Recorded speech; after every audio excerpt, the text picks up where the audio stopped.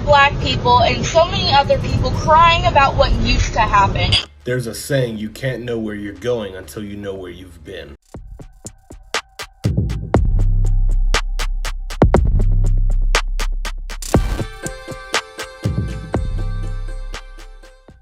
Hi guys, welcome back to Mercy Realities. There is a TikTok video that has been going viral and sparked outrage from both black and white people. Why are black people and so many other people crying about what used to happen? There's a saying, you can't know where you're going until you know where you've been. A white woman asked, why do black people always cry and complain too much? Now, that's a heavy question, and the internet didn't let it slide. Another white man stepped in and educated her. And I want to break this down. Let's watch some clips here. I'll be back.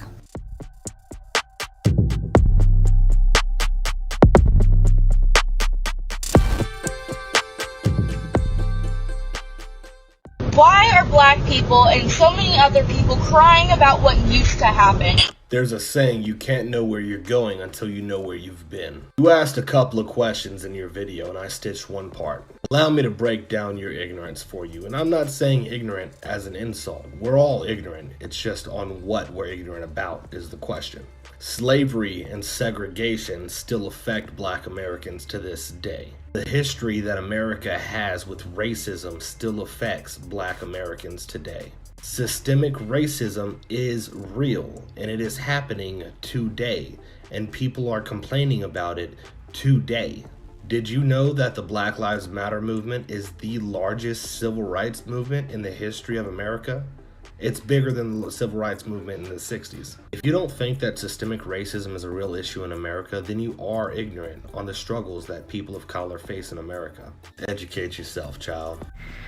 So, in case anyone is wondering why people of color, specifically black people in America, are so upset because slavery and racism happened so long ago, maybe this will help you guys understand why people are mad, okay? It's not about reparations for what happened during slavery.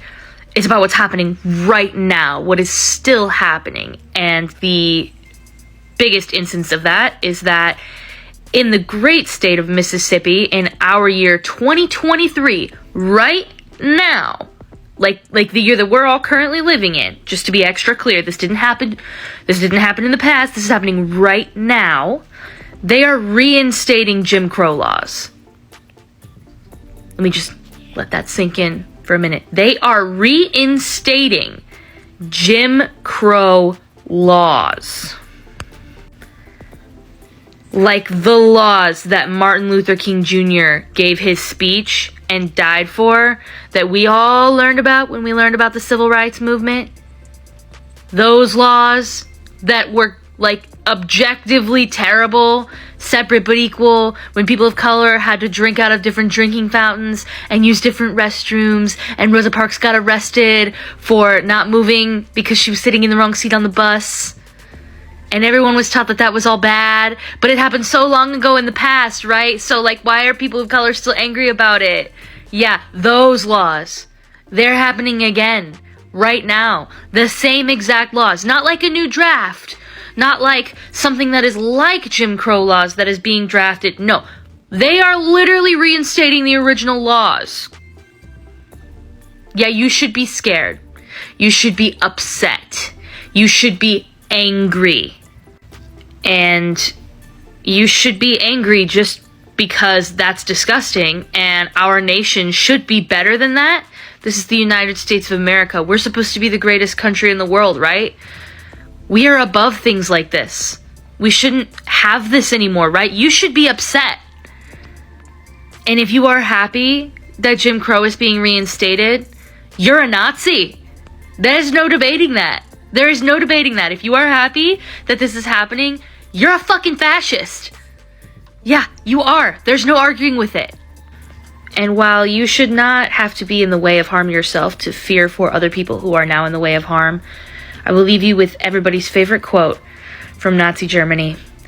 First they came for the socialists, and I did not speak, because I was not a socialist. And then they came for the Catholics, and I did not speak because I was not a Catholic. And then they came for me, and there was nobody left to speak for me. Even though I want to disagree with you, I get where you're coming from. When I see black people talking about racism, all that stuff, I'm like, what is wrong with these people? You guys have food, you have EBT, all this thing, and you're here shouting about somebody is racist too. Just leave that person and move on. I feel that way. Like, why are they always like complaining? But when Black Lives Matters started happening, like, I sat down, I said, I need to actually know why these people are pained. And if we look at the history, what they've done to them, like if you actually sit down, watch some documentaries, how they were maltreated, I don't think if I'm actually born, I will forgive those people. I don't care. It's easier for us Africans that were raised in Africa to feel like they're complaining because we were raised through struggle. Like I barely even have water, and you have water, you're complaining. But then it's not about the basic necessity or about how we are raised. We are raised like, I don't want to say way better. We might not have resources, but there are some way, like our own people will not look down on us or put us behind. So it's in their nurture that way. Like they just can't overlook it. And if you sit down and watch everything that the forefathers have been through for you, I changed my mind. No, they need to be angry. However, they should still move forward. The United States started rounding up black Americans and enslaving them in the prison system while at the same time destroying their properties and their wealth. It has been roughly 50 years since the end of the most previous Jim Crow era. White Americans had over a 350-year head start while building their wealth and empires off of the backs of black Americans. Ignoring the fact that black Americans make up 38% of the prison population and only make up 13% of the US population, which is an obvious sign of racial discrimination stemming from the Jim Crow era, black Americans never received reparations, so how are we equal? If you are born black in the United States, you are 48% likely to be born into poverty. If you are born white in the United States, you are 7% likely to be born into poverty. That is systemic. Equality does not exist in the United States. The idea that it does was fabricated in order to hide the fact that systemic racism still exists today. The black community has long suffered under the weight of systemic racism and discrimination. As white people, it is our responsibility to use our privilege to support and uplift the black community. Here are a few ways that we can be better allies. Listen and learn. We need to listen to black voices and experiences without interrupting or dismissing them. We should educate ourselves on the history of systemic racism and the ways that it continues to impact the black community today. We should seek out resources, books, and documentaries that help us understand the issues. Next, speak up. We should use our privilege to speak up against racism and discrimination. We should challenge racist comments and behaviors, even if it's uncomfortable. Silence that which perpetuates racism. We should support black-owned businesses in our communities. We should advocate for policies that support economic justice and equity. Donate to black-led organizations. Financially support black-led organizations that are working to address systemic racism and inequality. It can be done through regular contributions or contributing to certain campaigns and initiatives. We should also use our platforms for good as white people. We have access to platforms and audiences that the black community may not have. We should use our platforms to amplify black voices and perspectives, raise awareness about issues affecting the black community, and promote positive change. Be open to feedback and learning from our mistakes, as we will make mistakes along the way. But it's important to acknowledge them, apologize, and learn from them. We should be open to feedback and willing to change our behavior and perspectives as we continue to learn and grow. Being a better ally to the black community requires a willingness to listen, learn, and take action. It requires us to use our privilege for good, support black-owned businesses and communities, and speak up against racism and discrimination. It's up to all of us to work towards a more just and equitable society. and being a better ally is an important step. If you like the content and benefit from it, give me a follow. So I was just watching this video, y'all, where it was a woman, a guy was interviewing this woman. This woman is from Jamaica, right? And she says, you know, I'm not speaking for me, but there are a lot of Jamaicans who feel that Black Americans complain a lot. We look and we see, oh, they have opportunities.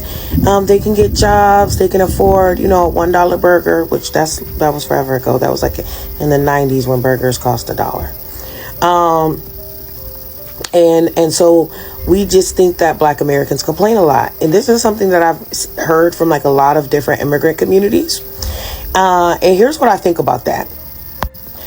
I think that America is a dream in comparison to a lot of countries.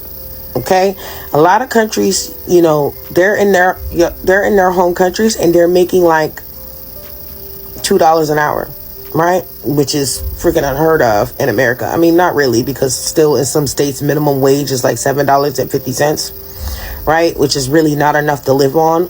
Like America has areas of extreme poverty. Okay, and then we have like the middle class, and we have the upper, you know, middle class, and then we have like the wealthy people, right? But what I don't think that people understand, Caribbeans, Africans, and even Latinos as well, about America is that I'm gonna use an analogy.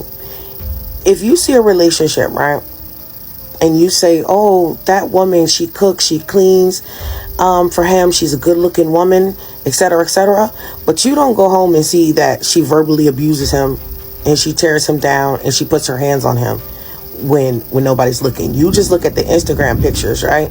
You just look at the TikTok videos where you see them on a trip to Barbados, you know, and it looks nice, right? On the flip side, if it's a woman who's being abused by a man, you say, oh my gosh, they have such a great marriage. She married her. Look, they're dancing together. They're having a good time. He bought her a Birkin bag, and he took her here, he took her there. But you don't see that he's grabbing her by her hair and dragging her down the stairs, and blacking her eye and kicking her in the ribs, okay? Because for whatever reason, right? So when it comes to immigrants coming to America, y'all do not know the whole Black American story, nor do y'all know the history, nor do y'all understand or know the politics of of America in general. What Black Americans are talking about is unfairness. Okay, we're talking about things that are unfair, right? And I would say that I'm gonna try to find a way to make this relatable. You have a sibling, right? It's you and it's your sister or your brother. And your mom comes home, right? Your mom and your dad, they come home and they constantly give things to your sister or brother. They constantly give them extra food. They give them extra money. When they ask to go somewhere, they say, yeah, you can go there. It's perfectly fine. They never yell at them. They never hit them. They never mistreat them. They never make them stand at the wall and face the wall. They never do any of that. When they make a mistake or something like that, your parents are very understanding of the mistakes that they make. But when it comes to you, and you do something, your parents give you less than they give that sibling, right? And your parents beat you, right? They hit you, they yell at you, they scream at you, they call you all kinds of names. Would you be okay with that, or would you complain and say, well, there's nothing for me to complain about because I have a roof over my head? At least they gave me some food. They didn't give me as much food as they gave my sibling, but at least they gave me something. They don't give me as nice of clothes as they give my sibling, but at least I have clothes to wear. Would you be okay with that? How long do you think you would be okay with that before you start saying, what the heck is going on here? Why are you treating me this way? You don't treat my sibling like that. We come from the same place. We both come from you guys. We have the same parents. Why you treat me like this? You don't treat them like that. How long would you tolerate that? How long would you tolerate that? Be honest. Be honest. Caribbeans, Africans, Latinos, be honest. How long would you tolerate that?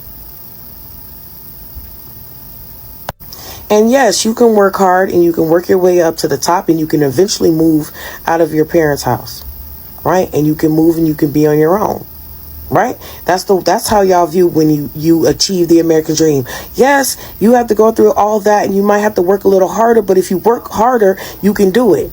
Yes, you can do it, but should you? Is it fair for you to have a much more difficult time of achieving the American dream when you see a person that's right next to you that gets a complete pass? They get a whole breeze. People, the red carpet is just rolled out for them of accessing the American dream. Is it fair? Is it fair for you as an immigrant person to have to clean toilets and do all of this stuff, and you see someone who does not have to do any of that? Is that fair? Is that fair? Is it fair for you to see someone who has all of this privilege and you just don't have access to that because of what you look like? Is that fair? Is that fair? So no, Black Americans do not complain. Black Americans are not complaining. Black Americans are marching for justice and fighting for freedom and fighting for equality. The same way that our elders fought for equality for y'all to have civil rights. For y'all to come here and not be in the Jim Crow segregation in South that existed in the 1950s. Okay? The same way that our ancestors and elders fought for us to not even be in slavery. Okay? If it was not for Black Americans complaining, nobody would be able to come here and have shit. That's the truth. And until y'all understand that, y'all will never understand Black American people. Okay? Have a good day. And let me say, I do come from a middle class, upper middle class family. And I grew up in a predominantly white neighborhood. And even I noticed it wasn't fair. Money doesn't make things equal. Money shows you even more how unfair shit actually is. Have a good day. You want to know how it's different when a person of color calls you a name versus when you call them a racial slur? Well, let me tell you, since you seem to be so confused. First of all, a name is just a name. It might hurt your feelings, but it doesn't hurt your chances of getting a job, a loan, a house, or a fair trial. It doesn't make you fear for your life when you see a cop or make you face daily discrimination and harassment. It doesn't erase your history, culture, and identity. It doesn't make you less than human. A racial slur, on the other hand, does all of that and more. It's a weapon of white supremacy, a system that has oppressed and exploited people of color for centuries. Second, you need to understand that racism is not just a matter of personal dislike or prejudice, it's a matter of power and privilege. The definition that you're using is outdated and inaccurate. It was written by white people for white people to make them feel better about their racism and to deny its existence. The most recent and accurate definition of racism is the oppression of a racial group to the advantage of another, as perpetuated by inequity within interconnected systems, such as political, economic, and social systems, especially white supremacy. According to this definition, people of color cannot be racist because they do not have the power or the privilege to oppress white people. They can be prejudiced, yes, but not racist. The only type of racism that people of color can perpetuate is white supremacy by internalizing its messages and supporting its structures. So the next time you feel tempted to cry, reverse racism, or play the victim, think about the real victims of racism and how your words and actions contribute to their suffering. Think about how you benefit from white supremacy and how you can use your privilege to fight against it. Think about how you can educate yourself and others about the true meaning and impact of racism and about how you can be a part of the solution. You know, if all I ever did was call out racist, more specifically racist white women, I'd have no shortage of content. Whether it's the woman in her feelings because Black-owned businesses exist and she's not the target demographic, even though never have I ever seen a Black-owned business say, you can't shop here, when in the not too distant past, we did see white-owned businesses say that, which is why Black-owned businesses had to exist in the first place. Or the woman, upon hearing "dear white women," is so internally offended that she felt the need to rebut, not understanding that in that moment what a Black woman is doing is trying to give her a perspective that she's never going to get on her own. Because, newsflash, she's not Black. It doesn't matter your proximity to Blackness, you're never going to fully understand the Black experience. And that in that moment, all you need to do is shut the fuck up and listen. And if it applies, take it. If it doesn't, just let it go. Because of the thousands of things that you'll see on the internet every day, not everything is for you or about you. And if it's not about you, it doesn't require a response. So in short, if it applies, take it. If it doesn't, be like Elsa. Let it go. Let me tell you about white privilege in the military. You'd think the uniform would even the playing field, but that's not how it works. It's just as messed up in the military as it is in the civilian world. I remember talking to a guy in my unit once, and he said out of nowhere, "I don't rent to black people because you know how they are." I swear I almost lost it right there. This dude's supposed to have my back. He's supposed to be one of us. But he's spouting this racist crap? What the hell does "you know how they are" even mean? But that's the thing. He said it like it was nothing. Like it was just a fact. No shame, no hesitation. Just pure, unfiltered racism. And you know what's worse? He got away with it. People heard him, but no one called him out. Hell, some of them probably agreed with him. That's white privilege right there. He could say that kind of vile stuff and still walk around like he's a hero. Meanwhile, soldiers of color are busting their asses just to prove they belong, while this guy's coasting on a skin collar, spewing hate without any consequences. If you think the system's fair, think again. White soldiers get away with this kind of BS all the time. They don't face the same kind of scrutiny and they're not held to the same standard. If a black soldier said something half as offensive, he'd be labeled as a troublemaker, a problem. But this white dude, he's just expressing an opinion, right? No big deal. And it's not just about what's said. It's how things are handled and how people are treated. White privilege means he gets to be racist and keep his head held high, while others have to hold their heads down low just to survive. So yeah, white privilege is in the military, and if you can't see that, you're either blind, ignorant, or complicit. And before I sign off, I'd like to say that during my decade in the military, some of the most racist soldiers were the ones who claimed to only see the collar of the uniform. We need to say the truth. White people have never been clean. Not now, not ever. The entire history of Europe is a story of people refusing to wash their asses while looking down on everyone else. Let's start with the ancestors you worship so much. Medieval and early modern Europeans. People so filthy they were literally scared of water. They believed that bathing opened the pores and let in disease, so instead of washing, they simply wiped themselves down with dry rags and perfume. Imagine thinking water is bad for you while living in streets filled with feces and piss. Doctors warned against bathing, saying that it was too stimulating and would weaken the body. Instead, they told people to rub themselves with dry powders or just change their linens and call it a day. King Louis XIV of France, the Sun King, bathed twice in his entire life. Let that sink in. The most powerful man in Europe smelled like a rotting corpse dipped in cologne. Queen Isabella of Spain also bragged about only bathing twice in her entire life. These people ruled empires while literally festering in their own filth. You want to call other people savages? Let's talk about their hygiene habits, or lack thereof. They didn't wash their clothes. They just aired them out like letting filth touch fresh air was some kind of magical cleaning method. They slept in lice-infested beds and wore the same sweat-soaked, piss-stained clothing for weeks or months at a time. Queen Elizabeth I bragged about only changing her undergarments once a month. Her whole palace must have smelled like a backed-up sewer. Their mouths? A disaster. Europeans didn't brush their teeth. At all. By the time they were 30, their mouths were full of blackened, rotting stumps. King James I of England's breath was so bad, people would write him letters telling him how unbearable it was to be near him. Meanwhile, at the exact same time, indigenous Americans, Africans, and Asians were bathing daily, cleaning their teeth with herbs, and wearing fresh clothes. But Europeans pulled up smelling like roadkill and still had the audacity to call everyone else dirty. Let's talk about the cities you love to glorify. Paris, London, and Rome. These places were open cesspools. People threw their shit and piss into the streets because they didn't have proper sewage systems.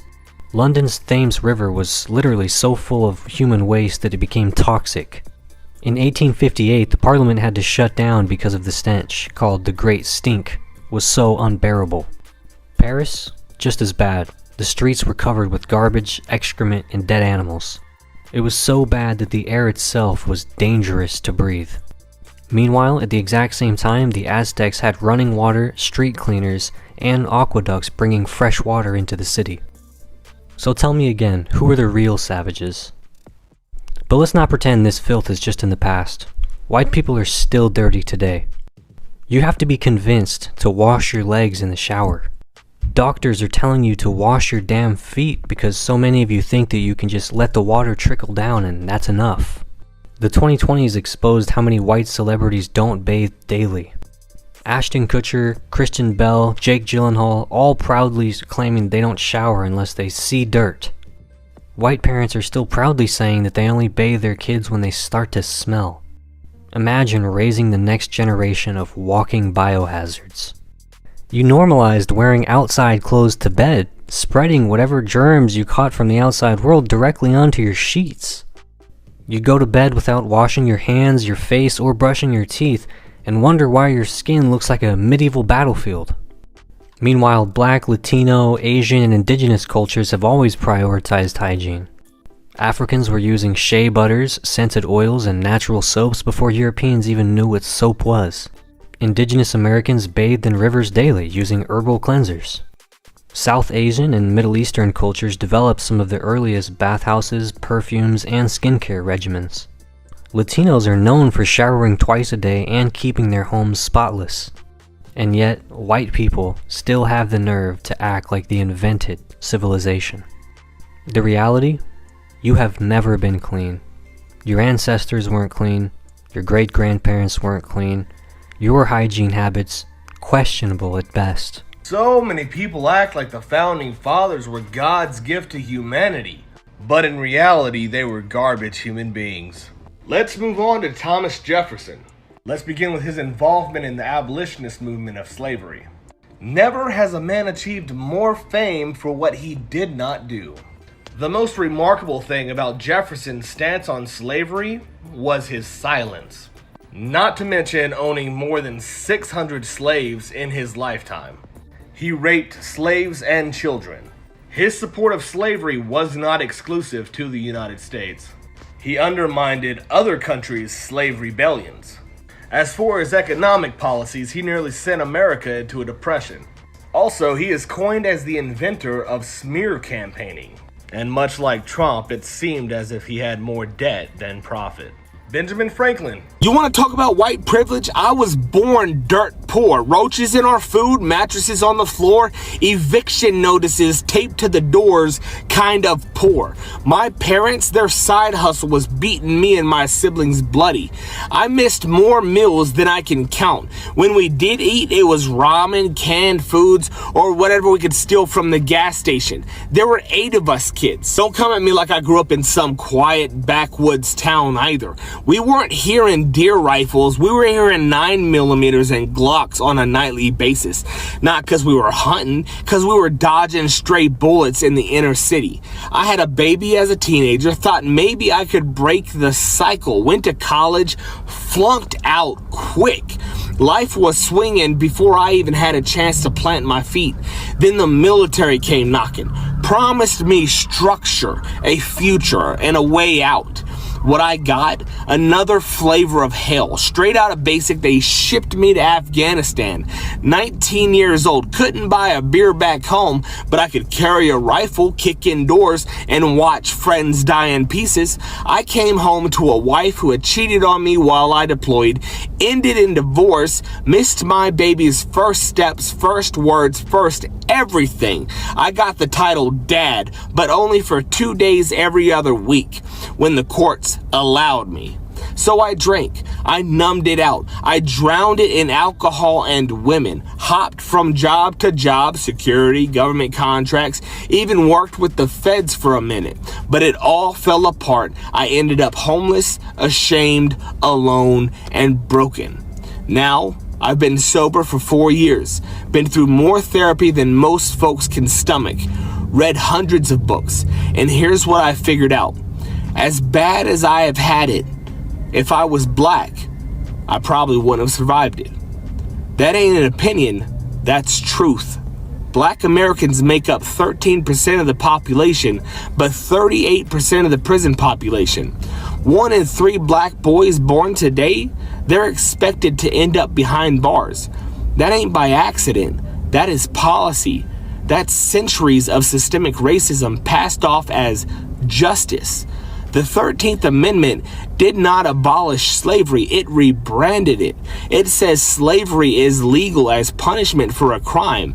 That's why we got corporations making billions off of prison labor while folks inside earn cents an hour if they're lucky.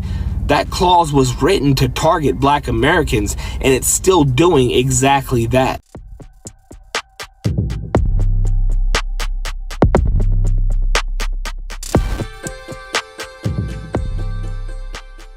So this woman said black people complain too much, but this white man clapped back with facts. He reminded her that for centuries, black people in America have been enslaved, oppressed, and denied basic human rights. That's not complaining, that's history. Let's not forget, slavery lasted for over 250 years in America. Families were torn apart, people treated like property, stripped of their names, culture, and dignity. After slavery ended, came Jim Crow laws, segregation, racial terror, lynchings, and being treated as second-class citizens in their own country. And the civil rights movement of the 1950s and 60s, the largest movement in American history. Millions of black Americans marched, protested, and even died so they could gain rights that others were already born with. The rights to vote, to go to the same school, to be treated equally under the laws. So when someone says black people complain too much, it's not only dismissive, it's an insult to the generation who fought and bled for freedom. Speaking up against injustice is not crying, it's survival, it's resistance, and honestly, it's the only reasonable change that has ever happened. And let's be real, if black people didn't raise their voices, America will still be stuck in the past. Every inch of progress, from ending segregation to voting rights, came from people refusing to be silent. That's not complaining, that's courage. So shout out to the man who stood up to educate this white woman. More allies need to do that. And for those asking why black people speak up, maybe the real question is, why does injustice keep happening? Let's meet in the comment section. Do you think people confuse truth-telling with complaining? Please subscribe, like, and share. This is Mercy Realities.